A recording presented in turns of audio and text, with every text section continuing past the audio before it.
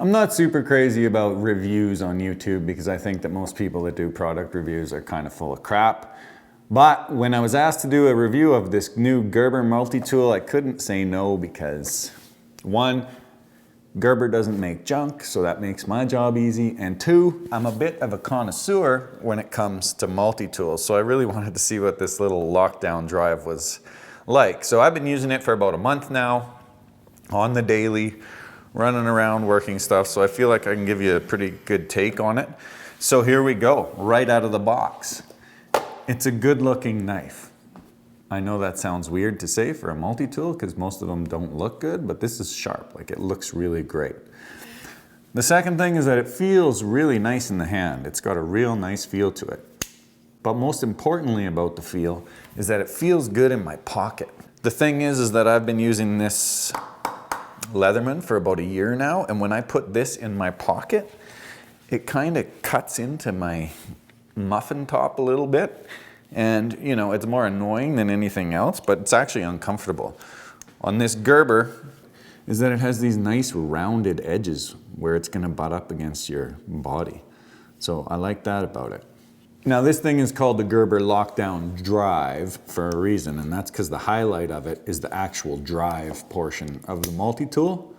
And I love this drive because you can get a lot of torque on this tool. Like it's almost better than a real screwdriver. But the best part, the very best part, is that the drive uses a standard 1/4 inch bit.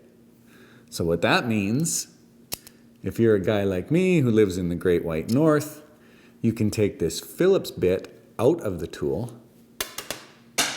throw it in the garbage, and get yourself a number 2 Robertson, and now you can take on the world because you have the best bit ever invented. Not only that, but if you're someone who needs a specialized bit or something like that I do, I often use an 8mm thin-walled socket that I have to use out in the field for reasons you don't need to know about. So I can throw that 8mm socket on there, tune in Tokyo, pull that out, put my Robertson back in, and you're off to the races. It's pretty slick. And one of the features that I love most about this is something that it doesn't have. I cannot stand when people put bottle openers inside these multi-tools because it takes up a lot of real estate. And let me tell you, if you can't figure out how to open up a bottle when you have a multi-tool in your hand, use any corner of it, then I don't even know if you deserve a multi-tool or beer. And finally, something that's really cool about this knife that you don't see too often is it has an X-Acto knife blade in it, which is pretty cool. I don't know if it's the actual brand name X-Acto knife, but you can replace these blades. You can get like 200 of them on Amazon for like just over 10 bucks. So that's pretty cool, something that you don't see too often. I like that a lot. I think this is stainless, but I'm not sure. If it's not, you can always just replace this number 11 blade with X-Acto knife brand blades, and you can get oxidized ones. So if you deal with snow and salt and stuff like me, that might be a good option. Something I don't like about this tool is the file. The file is huge and it takes up a good portion of the tool. That's a personal thing, I guess. I have never in my life needed a file.